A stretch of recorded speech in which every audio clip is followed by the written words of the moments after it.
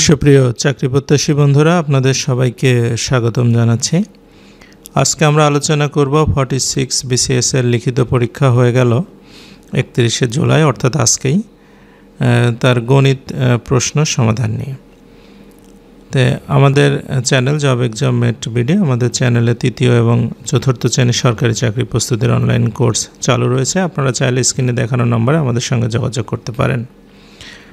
আমাদের কোনো বিষয়ে যদি আপনার মতামত দেওয়ার প্রয়োজন হয়, আপনারা কমেন্ট বক্সে লিখতে পারেন। চলুন শুরু করি। প্রথম প্রশ্ন ছিল যে রোজিনা বেগম তার পারিবারিক প্রয়োজনে 6% সুদে এক্স পরিমাণ টাকা এবং 4% সুদে ওয়াই পরিমাণ টাকা ঋণ নিল। সে 2840 টাকা সুদ দিল এবং মোট 56,000 টাকা ঋণ নিল। যদি সে মোট ঋণের উপরে 5% হারে সুদ দিত, তাহলে বছর শেষে কত টাকা সুদ দিতে হতো? আর উপরের তথ্য থেকে এক্স এবং ওয়াইয়ের মান নির্ণয় করতে হবে। এটা হচ্ছে আমাদের প্রথম সমস্যা। তাই আমরা প্রথমে আগে 5% হারে মোট ঋণের উপরে সুদ কত টাকা হয় সেটা দেখব। 56,000-এর 5% অর্থাৎ 56,000 গুণন 100 ডিভাইডেড বাই হচ্ছে 56,000 গুণন 5% ডিভাইডেড বাই 100। তাহলে এইটা হবে আপনার হচ্ছে 2,800 টাকা। এই 2,800 টাকা হচ্ছে টোটালের উপরে 5% ধরলে সুদ। আচ্ছা, এরপরে আমাদের এক্স এবং ওয়াইয়ের মান বের করতে হবে। তো এক্স এবং ওয়াইয়ের মান বের করতে হলে প্রথমে আমরা আগে দেখি মোট ঋণ নিয়েছে সে 56,000 টাকা। তার মানে এক্স প্লাস ওয়াই হচ্ছে 56,000। তাহলে এখান থেকে আমরা যদি এক্সের মান বের করি, তাহলে 56,000 মাইনাস ওয়াই, এটা আমাদের 1 নং সমীকরণ। এখন এই এক্স টাকার উপরে তার সুদ হচ্ছে 6%, মানে এক্সের 6% প্লাস ওয়াইয়ের হচ্ছে 4% সুদ। এই টোটাল সুদ যোগ করলে আপনার 2,840 টাকা হবে। তাহলে এখান থেকে আমরা এটা 6x বাই 100 লিখতে পারি, আর এটা হচ্ছে 4y বাই 100 লিখতে পারি, ইকুয়াল টু 2,840। তাহলে ওয়াই পাশে 100 দিয়ে গুণ করে দিলে 6x plus 4y equal to হচ্ছে 2,84,000। উভয় পক্ষকে যদি আমি 2 দ্বারা ভাগ করে দিই, তাহলে এখানে হবে 3x plus 2y equal to 1,42,000। এই এক্সের যে মানটা আছে আমাদের 56,000 মাইনাস ওয়াই, এটা নিয়ে সেখানে বসায় দেব। তাহলে 3 দিয়ে আমরা গুণ করে দেব। তাহলে হচ্ছে এইটা হবে আপনার 1,68,000, আর এটা 3y প্লাস 2y মাইনাস 1,42,000। তাহলে এখানে 3y থেকে যদি 2y বাদ দেওয়া যায়, তাহলে একটা ওয়াই থাকবে, আর 1,42,000 থেকে 1,68,000 মাইনাস করলে আমাদের 26,000 থাকবে। অর্থাৎ ওয়াইয়ের মানটা হচ্ছে 26,000। ওয়াইয়ের মানটা আমরা 1 নং সমীকরণে বসাবো।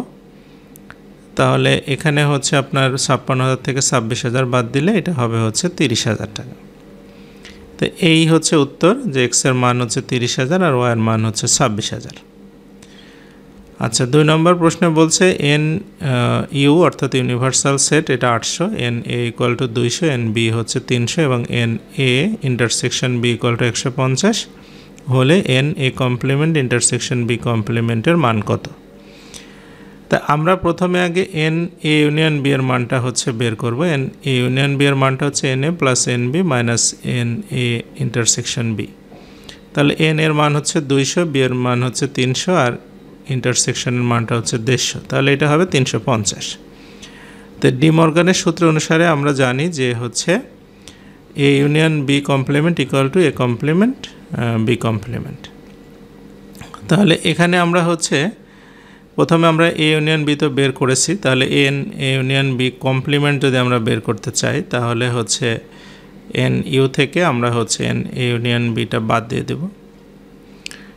তাহলে এখানে আপনার হচ্ছে কমপ্লিমেন্ট অনুসারে হবে হচ্ছে মানে 800 থেকে 350 বাদ যাবে। তাহলে এটা আসবে হচ্ছে আমাদের 450। অর্থাৎ আমাদের N A complement intersection B কমপ্লিমেন্টের মান হচ্ছে 450, এটাই হচ্ছে উত্তর। এরপরের প্রশ্ন বলছে যদি A power 1/x equal to B power 1/y equal to C power 1/z এবং A B C equal to 1 হয়, তবে প্রমাণ করুন যে X plus Y plus Z equal to 0।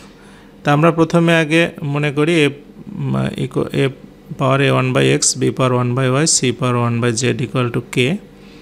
তাহলে আমরা যদি এটাকে এই পাশে রেখে দিই, মানে তাহলে কে পাওয়ার এক্স হবে, বি এর মান কে পাওয়ার ওয়াই হবে, সি এর মান কে পাওয়ার জেড হবে। তাহলে এ বি সি হবে হচ্ছে কে পাওয়ার এক্স, কে পাওয়ার ওয়াই আর কে পাওয়ার হচ্ছে জেড। তাহলে এবিসি ইকুয়াল টু এবিসির মান বসায় দিলাম 1 আর K power X plus Y plus Z. তাহলে আমরা এটা কে পাওয়ার 0 আকারে লিখতে পারি। তাহলে আমরা বলতে পারি x plus Y plus Z equal to 0, এটাই প্রমাণিত। এরপরের প্রশ্ন 3 নম্বর বলছে সমাধান করুন। একটা অসমতা ছিল প্রথমে 2x square plus 5x minus 3y less than আপনার হচ্ছে 0। তাহলে এখন আমরা প্রথমে আগে এটা তুলে নেব 2x square plus 5x minus 3y less than 0। এটা মিডিল টার্ম করব, অর্থাৎ 2x square plus 6x minus x minus 3। তাহলে এখান থেকে আমরা 2x কমন নিলে x প্লাস 3 হবে, মাইনাস 1 কমন নিলে x প্লাস 3 হবে। তাহলে 2x x প্লাস 3 একটা, 2x মাইনাস 1, এই দুইটা আমাদের এখন কম্পেয়ার করতে হবে। কম্পেয়ার করার বিষয়টা কীরকম, যে আমাদের যেহেতু এটা অসমতা, সেহেতু এখানে দুইটা রাশি গুণ অবস্থায় আছে, অর্থাৎ x প্লাস 3 আর 2x মাইনাস 1।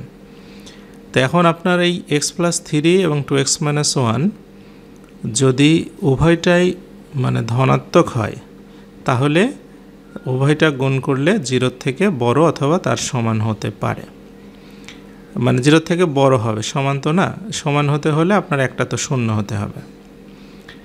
আচ্ছা, তাহলে উভয়টাই হয় ধনাত্মক হলে এই শর্ত পূরণ করবে, অথবা উভয়টা ঋণাত্মক হলে এই শর্ত পূরণ করবে, এবং তার মধ্যে একটা কিন্তু আবার 0 হতে হবে, তাহলে শর্ত পূরণ করবে। তাহলে এইগুলো বিবেচনায় নিয়ে আমাদের সমাধান করতে হবে। তাহলে আমরা যদি প্রথমে মনে করি যে x প্লাস 3টা হচ্ছে আপনার ধনাত্মক, মানে 0 থেকে বড়, আবার 2x মাইনাস 1 এইটাও 0 থেকে বড় অথবা সমান, যদি আমরা এটা মনে করি, তাহলে আপনার x এর মানটা এখানে হচ্ছে মাইনাস 3 থেকে বড় হবে। এটা গ্রহণযোগ্য নয়। কেন গ্রহণযোগ্য নয়? কারণ আপনি দেখেন মাইনাস 3 থেকে যদি আপনি বড় মান নেন, অর্থাৎ হচ্ছে মাইনাস 3 থেকে বড় হতে পারে মাইনাস 2 হতে পারে, মাইনাস 1 হতে পারে।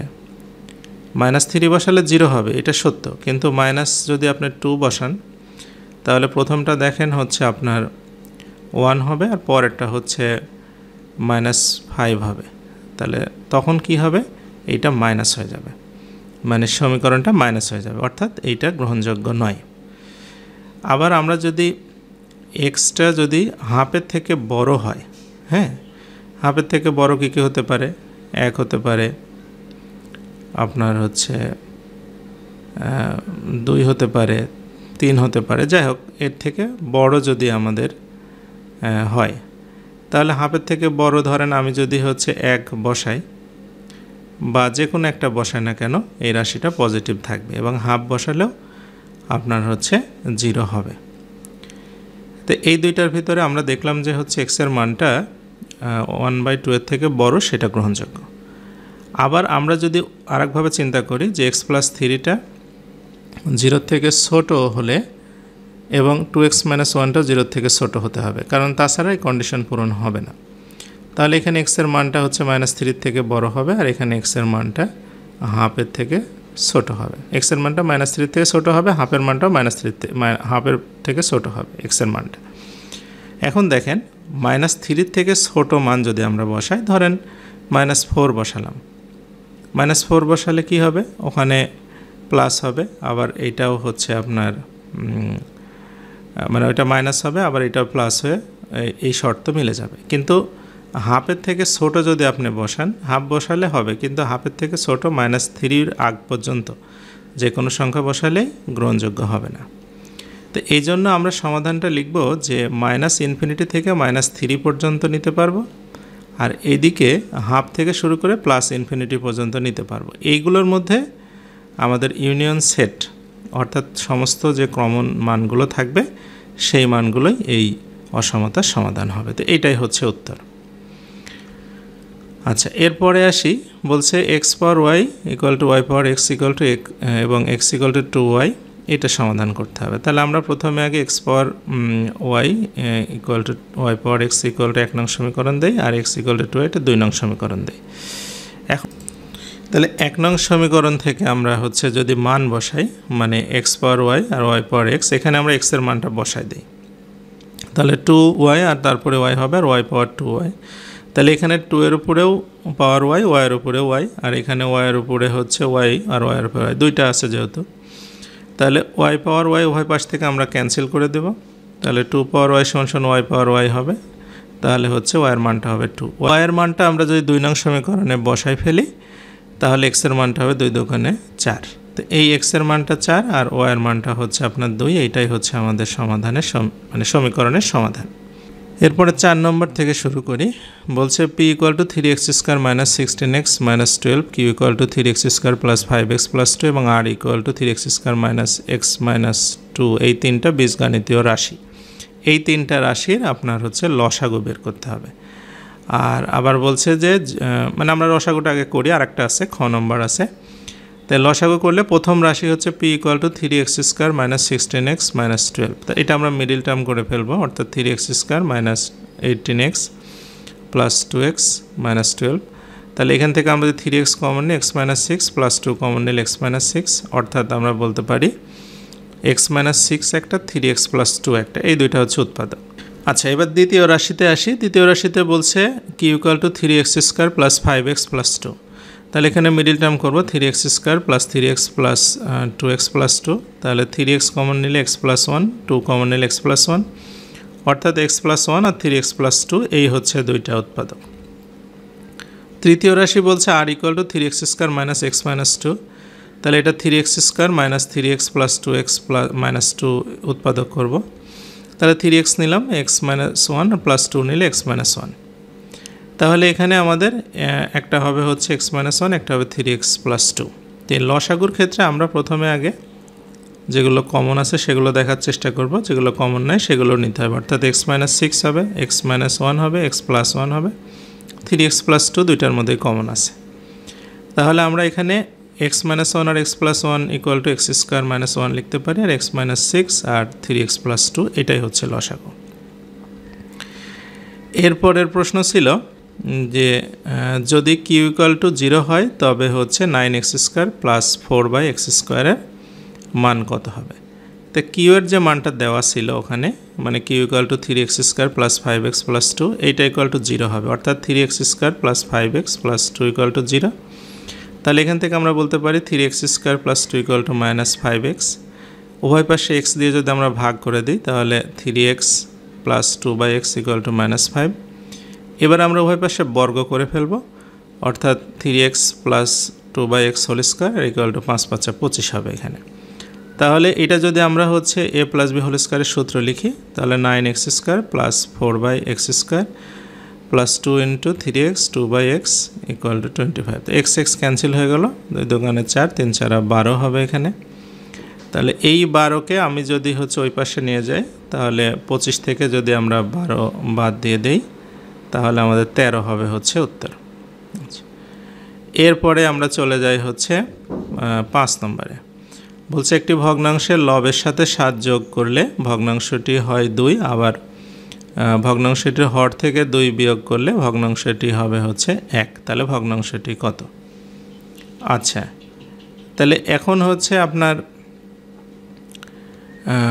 মনে করি ভগ্নাংশটির হচ্ছে লব আর হর ধরে নিই। ভগ্নাংশটির লব ধরলাম x আর হর ধরলাম y।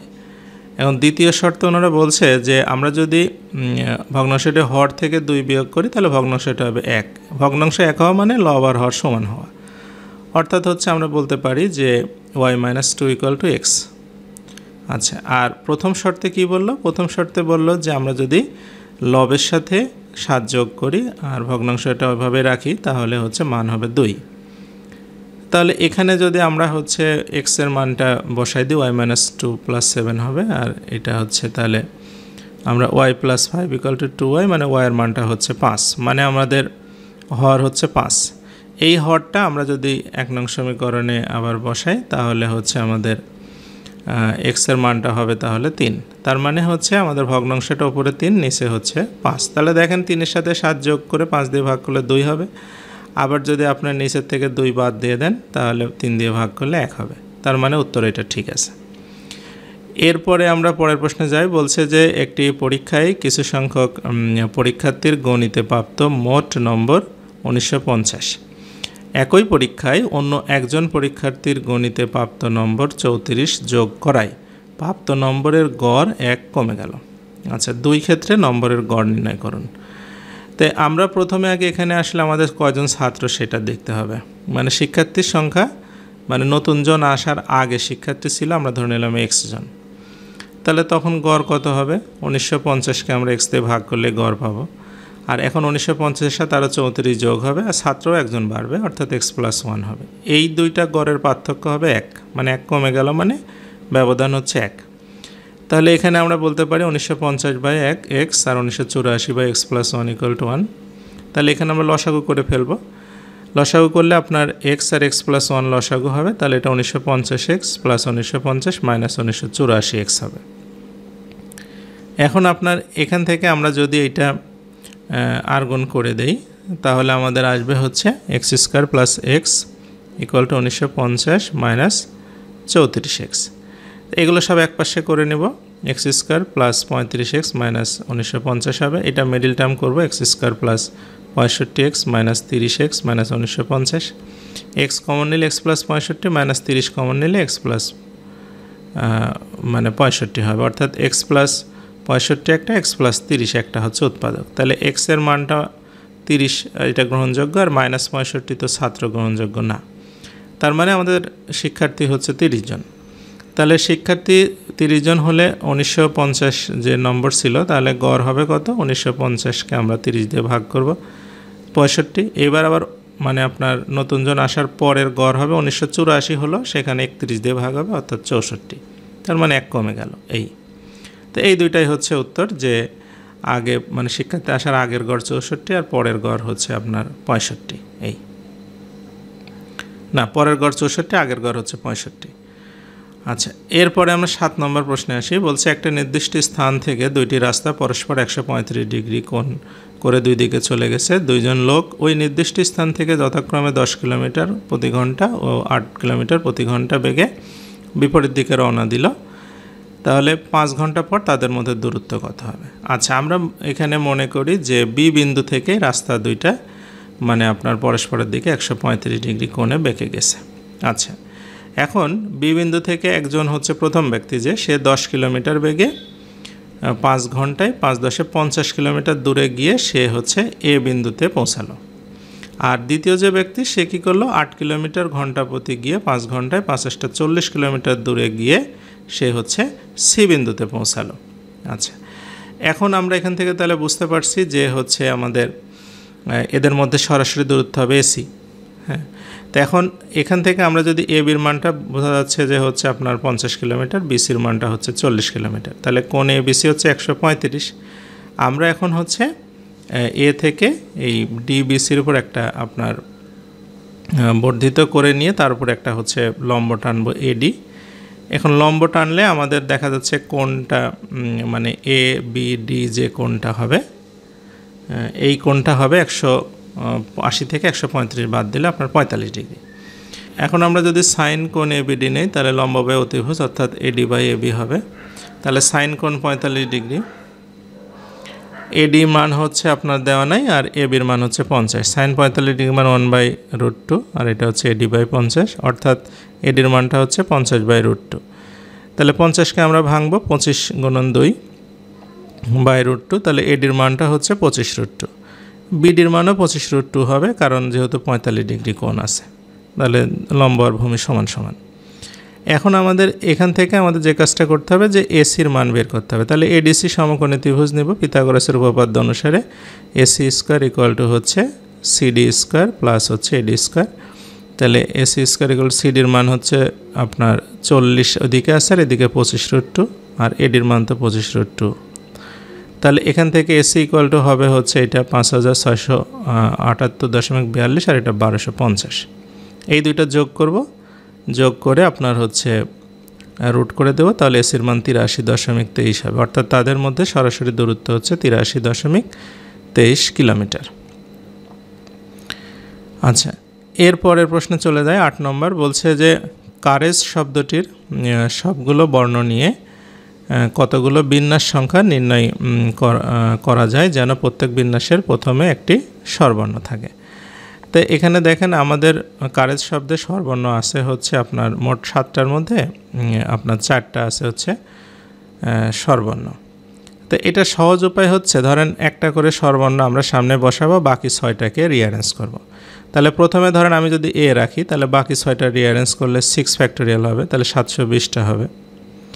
আচ্ছা, একইভাবে যদি আমি এর পরে যদি আমি ও রাখি তাহলেও বাকি 6টাকে সাজালে 720টা হবে। তারপরে প্রথমে যদি আমি ই রাখি তাও একই ঘটনা হবে, 6টা সাজানো হবে 720 হবে। আবার যদি প্রথমে আমি ইউ রাখি তাহলেও হচ্ছে 6 ফ্যাক্টর সাজানো যাবে। তো এই 4টা একসাথে যদি আমরা যোগ করি তাহলে হচ্ছে 2880 উপায়ে সাজানো যাবে। আচ্ছা, এরপরে আমরা হচ্ছে আসি যে 1 থেকে 200 পর্যন্ত স্বাভাবিক সংখ্যাগুলোর মধ্যে একটি সংখ্যা ইচ্ছে মতো নিলে সংখ্যাটির ঘন হওয়ার সম্ভাবনা কত হবে। প্রশ্নের মধ্যে একটু সমস্যা আছে, প্রশ্নটা কি বলতে চেয়েছে সেটাও ভালোভাবে ক্লিয়ার না।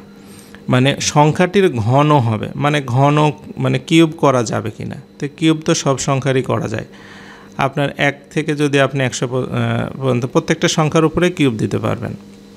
এখন যদি ওনারা বলতো যে ঘন মূল বের করা যাবে কি না, তাহলে আমরা যদি ঘন মূল ধরে অঙ্কটা করি তাহলে এক ধরনের প্যাটার্ন আসবে। আর যদি মনে করি যে না, ধরেন 1 থেকে 200টা সংখ্যা আছে, 200টারই কিন্তু ঘন করা যাবে, তাহলে 200টার মধ্যে 200টাই হবে, মানে একটা সংখ্যা নেবে, তাই না? তাহলে 1/200 হবে সম্ভাবনা। কিন্তু আসলে ঘটনাটা এরকম না আমার ব্যক্তিগত মনে হয়। আমি যেটা মনে করছি সেটা হচ্ছে 1 থেকে 200 পর্যন্ত স্বাভাবিক যে সংখ্যা আছে 200টা। এখন 1-এর পরে যদি আপনি কিউব করেন তাহলে 1 পাবেন, 200-র মধ্যেই থাকছে। 2-এর পরে কিউব করলে 8 পাবেন, এটা 200-র মধ্যে থাকছে। 3-এর পরে করলে 27, 4-এর পরে কিউব করলে 64, 5-এর পরে করলে 125, 6-এর উপরে করলে 216। তো 216 মানে 200-র মধ্যে থাকে না। তাহলে আপনি যদি এখানে দেখেন কয়টা হচ্ছে মোট হচ্ছে টোটাল হচ্ছে 4টা, তাই না? তাহলে এই যে না 4টা না 5টা হচ্ছে, 1 2 3 4 5টা। তো এই যে 5টা হচ্ছে, এই 5টা সংখ্যার কিন্তু ঘন মূল বের করলেও 200-র মধ্যে থাকবে, আবার যদি আপনি এগুলোর কিউব করেন তাও 200-র মধ্যে থাকবে। তা যেটাই হোক, তাহলে এই 5টা সংখ্যার আমরা যদি ঘন হওয়ার সম্ভাবনা বের করি তাহলে 200টার মধ্যে হচ্ছে 5টা, তাহলে মোট সম্ভাবনা হবে 5/200 অর্থাৎ 1/40। এখন এইটা আসলে আমি এখনও প্রশ্নের ভাষার কারণে একটু কনফিউশন আছে। যদি আপনাদের কাছে বেটার কোনো অপশন থাকে আমাকে জানাবেন, তাহলে হবে। এরপরে আমরা চলে আসি 9 নম্বর। এই প্রশ্নটা অনেকটা পিকুলিয়ার টাইপের একটা প্রশ্ন। বলছে মনে করি 2.5 মিটার লম্বা একটি মই এবি একটি খাড়া দেওয়ালের সাথে হেলানো আছে এবং মইয়ের নিচের প্রান্ত এ দেওয়ালের নিচের প্রান্ত থেকে 0.7 মিটার দূরে অবস্থিত। যদি মইয়ের নিচের প্রান্ত এ দেওয়ালের আপনার নিচের প্রান্ত থেকে ভূমি বরাবর 0.2 মিটার পার সেকেন্ড সরানো হয়, তবে ময়ের উপরের প্রান্ত বি থেকে কত দ্রুত নিচের দিকে নামবে। আচ্ছা, এখন দেখেন আমরা অত জটিলতার মধ্যে যাব না। এখানে হচ্ছে ময়ের নিচের প্রান্ত হচ্ছে এ, আর মইটা যেহেতু এ বি, তার মানে আমরা বলতে পারি ময়ের উপরের প্রান্ত হচ্ছে বি, সেটা হচ্ছে 2.5 মিটার। মানে সহজ কথা হচ্ছে মই হচ্ছে 2.5 মিটার। আর ময়ের মানে বিল্ডিংয়ের গোড়াটা তাহলে হবে সি। এই দেওয়ালের গোড়াটা যদি সি হয় তাহলে আমরা বলতে পারি চিত্র অনুসারে এসি ইকুয়াল টু 0.7 মিটার। তাহলে এখানে আমাদের যদি দেওয়ালের উচ্চতাটা আমরা বের করতে চাই বিসি, তাহলে আমরা পিথাগোরাসের সূত্র অনুসারে বলতে পারি A B square minus AC square. তাহলে বিসির মানটা কত হবে? 2.5 স্কোয়ার মাইনাস 0.7 স্কোয়ার, অর্থাৎ বিসির মানটা হচ্ছে 5.76 রুট করলে হবে 2.44। এখন আমরা কি করব? এখন আমরা এ বিন্দু থেকে 1 সেকেন্ডে ধরি, আমি 1 সেকেন্ডে 0.2 মিটার সরাই ডি বিন্দুতে নিয়ে গেলাম। তাহলে উপর থেকে মইটা নিচে নেমে আসলো, ই বিন্দুতে চলে আসলো। তাহলে সিডি হয়ে যাবে হচ্ছে 0.9 মিটার। এখন কি হবে? তাহলে বি বিন্দু থেকে মইটা নিচে নেমে এসে আপনার হচ্ছে ই বিন্দুতে দাঁড়াবে। এখন চলে আসেন আমরা যদি সির মানটা বের করি, ঠিক একইভাবে পিথাগোরাসের সূত্র ব্যবহার করে C equal to root over D square minus হচ্ছে সিডি স্কোয়ার। তাহলে সি ইকুয়াল টু হচ্ছে ডি এর মানটা হচ্ছে 2.5 whole square minus 0.9 whole square. এখন হচ্ছে আপনার সির মানটা তাহলে হবে আপনার হচ্ছে 2.332। তার মানে দেখেন আমি কিন্তু 1 সেকেন্ডে এদিকে সরালাম, তাহলে উপর থেকে তো 1 সেকেন্ডে কতটুকু নেমে আসলো, মানে বি এর মানটা কত। টোটাল ছিল হচ্ছে আপনার 2.44 আর এখানে 2.332, তাহলে 0.68 মিটার নেমে আসলো। 1 সেকেন্ডে নামলো, কিন্তু ওইদিকে 1 সেকেন্ডে সরিয়েছে, এইদিকে 1 সেকেন্ডে নেমে আসছে সে। তাহলে এখানে আমাদের হচ্ছে মানটাকে আমরা বলতে পারি যে 0.068 মিটার নামবে। তো এই প্রশ্নটা আসলে ক্যালকুলাসের মতো আমার কাছে মনে হচ্ছে, বাট এইভাবে যদি আপনি করে আসেন আমার মনে হয় ঠিক হবে। তারপরে আপনাদের বেস্ট অল্টারনেটিভ জানা থাকলে আপনারা জানাবেন। এরপরে আমরা চলে আসি 10 নম্বর প্রশ্নে। বলছে দুইটি সমকেন্দ্রিক বৃত্তের মধ্যে বৃহত্তম বৃত্তটির ব্যাসার্ধ 9 সেন্টিমিটার, ছোট বৃত্তটির ব্যাসার্ধ 4 সেন্টিমিটার, বৃত্ত দুইটির ক্ষেত্রফলের পার্থক্য ও অনুপাত বের করুন। তাহলে এখানে আপনার হচ্ছে ক্ষুদ্রতর বৃত্তের ব্যাসার্ধ দিয়েছে 4 সেন্টিমিটার, তাহলে ক্ষেত্রফল হবে π4 স্কোয়ার, অর্থাৎ হচ্ছে 16 পাই বর্গ সেন্টিমিটার। আর বৃহত্তর বৃত্তের ব্যাসার্ধ দিয়েছে হচ্ছে আপনার 9 সেন্টিমিটার, তাহলে এটার ক্ষেত্রফল হবে π9 স্কোয়ার, অর্থাৎ 9 9 81 বর্গ সেন্টিমিটার। এখন আপনি এখানে দেখেন যে হচ্ছে এই বড় বৃত্ত থেকে ছোট বৃত্তের ক্ষেত্রফল বাদ দিলে আমরা পার্থক্যটা পেয়ে যাব, অর্থাৎ 81 থেকে 16 বাদ দিলে 65 পাই হবে। তো 65 পাই মানে হচ্ছে আপনার 3.1416 দিলে 204.204 বর্গ সেন্টিমিটার। এখন আবার বলছে ক্ষেত্রফলের অনুপাত কত, তাহলে ক্ষেত্রফলের অনুপাত হচ্ছে আপনার বড়টার ক্ষেত্রফল হচ্ছে 81 পাই আর ছোটোটার ক্ষেত্রফল হচ্ছে 16 পাই। তাহলে আপনার হচ্ছে 81 থেকে পাই উঠে গেলে 81:16 হবে, এটাই হচ্ছে অনুপাত। এটা আবার অনেকেই এভাবে অনুপাত বের করেন যে হচ্ছে বড়টার ক্ষেত্রফলের মাঝখানে তো ছোটোটার ক্ষেত্রফল আবার চলে গেছে, তাহলে বড়টার ক্ষেত্রফল আসলে আমরা বের করব কি না, মানে বড়টার থেকে ছোটোটা বাদ দেব কি না। তো এইটা আসলে এখন আপনার যদি শুধু বড়টার ক্ষেত্রফল থেকে আমরা ছোটোটার ক্ষেত্রফল বাদ দিলে আসলে এক্স্যাক্টলি হবে কি না, মানে এটা আসলে আমার জানা মতে এরকমই হবে। তো যাই হোক, আপনাদের যদি বিষয়গুলো আরও কনসেপ্ট ক্লিয়ার থাকে, কারণ এখানে বাদ দেওয়ার তেমন কিছু আমার কাছে মনে হচ্ছে না, কারণ আমরা তো হচ্ছে ছোটোটা বাদ দিয়ে বড়টার ক্ষেত্রফল হিসাব করতেছি না। বড়টার টোটালটার ক্ষেত্রফল যদি আমরা হিসাব করি তাহলে অবশ্যই 81 পাই হবে, আর কারণ ছোটোটার ক্ষেত্রফল তো 16 পাই। এই দুইটা অনুপাত করলে আমরা হচ্ছে পেয়ে যাব। তো এই ছিল আজকের প্রশ্নের সমাধান। ভালো লাগলে আমাদের ফেসবুক পেজ, ফেসবুক গ্রুপ আছে, সেখানে আমাদের সঙ্গে থাকতে পারেন।